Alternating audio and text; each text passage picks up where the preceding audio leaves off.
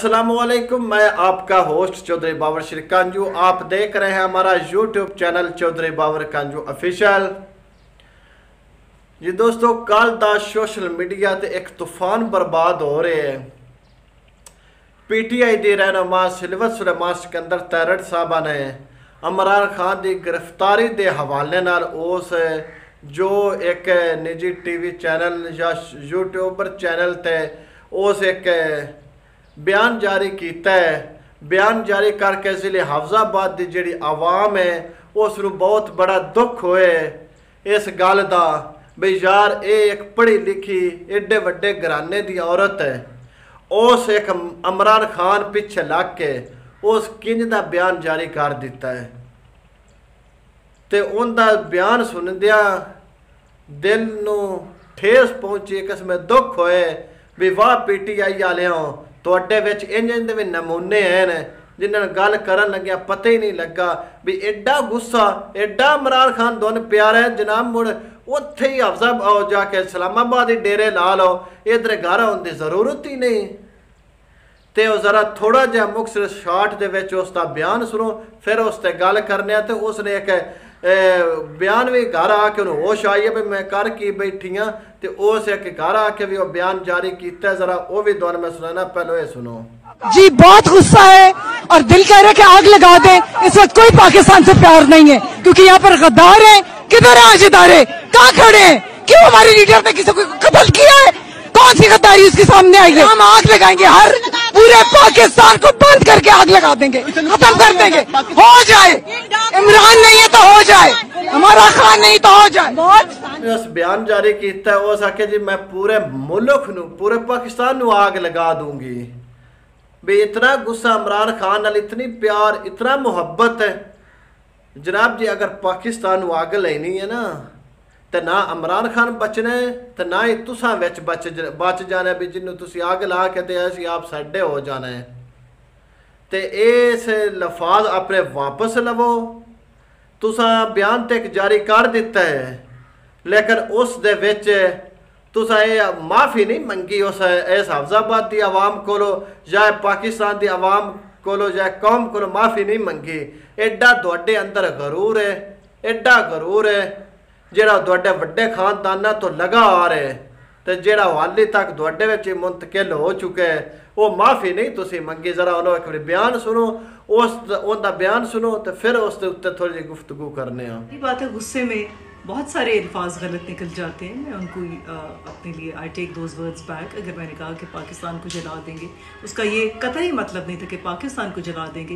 कहना ये था कि पाकिस्तान को बंद कर देंगे और हर जगह पर हम आग लगाएंगे, हर जगह पर हम अपना एहतजाज और प्रोटेस्ट करेंगे क्योंकि हमारा कायद इमरान खान है और उसको अगर कोई छेड़ेगा या गिरफ्तार करेगा तो हम फिर उसका रिएक्शन देंगे। और साथ में शहबाज गिल जिसके साथ बहुत तशद्दुद हो रहा है, उसके लिए कौन बहन नहीं परेशान, कौन माँ नहीं परेशान, कौन बेटी नहीं परेशान। और रह गई बात अपने मुल्क की, अपने मुल्क से हर किसी को प्यार है, इसीलिए हम एक्सपेक्ट करते हैं कि हमारी आवाज़ आगे जाए। जनाब मेरे उस बयान से सिल्वर सुलेमान सिकंदर तैरड़ साहब था, लेकिन उस ये नहीं आख्या भी मैं गुस्से दे विच कर बैठी हाँ। मैं अपनी हल्के की आवाम हाफजाबाद की आवाम जी है ना, मैं उसके को माफ़ी मंगनी हाँ। मेरे को गुस्से दे विच हो गया लेकिन मैं गल आ नहीं सी करनी, आ करनी सी। उस वो नहीं गल की, उस आख्या जी मैं गल मेरे को गुस्से ही उस टाइम इतना सी बर्दाश्त नहीं होया गया। मैं उस टाइम जी ये लफज मेरे मुँह निकल गया, मैं जी ये गल करनी सी कि पाकिस्तान नूं बंद करा दे असी ते अग लांदे, लेकिन अग दा उस मुड़ भी जान नहीं छड्डी। उस मुड़ भी आख्या जी असी अग ही लेनी है, थां थां ते अग ही लेनी है। वो अग तुस अगे लाई है होर तुसी किन्नी को लेनी है।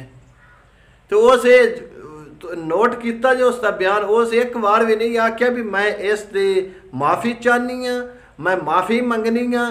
मेरे को जेड़े मेरे चाहन वाले या हल्के की आवाम PTI दियां कारकुन या दिगर जेड़े लोग ने उन्हों की दिल अजराजी हुई है या उन्होंने दिल नूं ठेस पहुँची है, मैं उन्होंने को माफ़ी चाहनी हाँ। चलो मैं उस टाइम गुस्सा से नहीं पता लगा।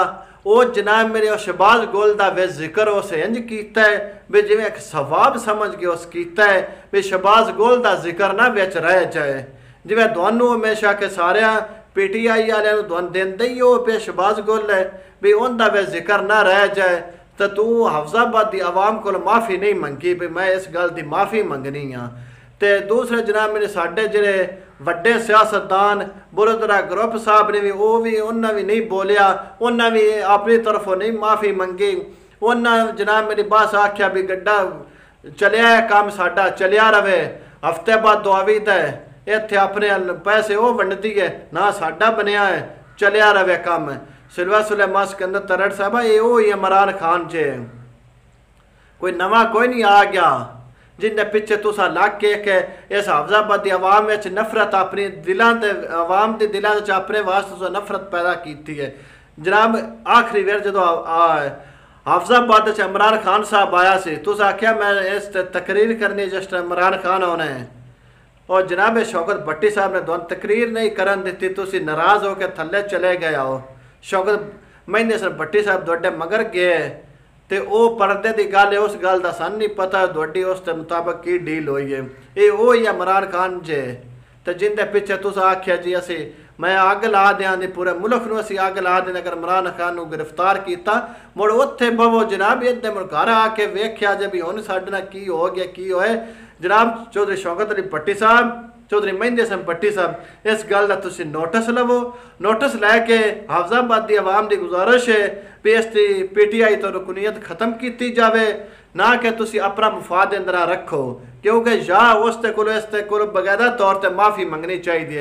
इस इन्हें गुज़श्ता रोज़ तो इन्हें बयान जारी कर दिता है लेकिन उन्हें इन्हें माफ़ी का जिक्र नहीं किया भी मैं अपनी कौम को अपनी यूथ को या हफ्जाबाद की आवाम को मैं माफ़ी चाहनी हाँ।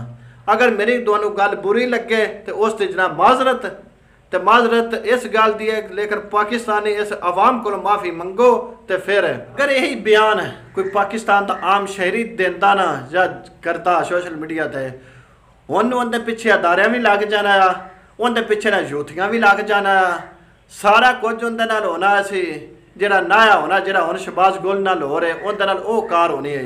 लेकिन ये PTI के रहनुमान है जिंदा इमरान खान उंज दी इनते जनाब मेरे चाहन वाले भी ने। इमरान खान एक बारी आख्या कां चिट्टा है इन्हें यूतियाँ आखना कां चिट्टा ही है तो जनाब कुछ अकल दियाँ खाओ। ये इमरान खान कई आए तो कई गए रहे सिर्फ उस रब का ना ही जाना है तो जिंदे पिछे ना लग के अपना मान खड़ाई वरते ने यह यूथ कौम है। तो जनाब मेरी चौधरी महिंदर सिंह भट्टी साहब इस गल का नोटिस लेना चाहिए, इस पर अमल होना चाहिए या ये आवाम को माफ़ी मंगे। इस नाल मैं तुहाडा अपना होस्ट चौधरी बाबर शेर कांजू तुसीं इजाज़त दो। वासलाम।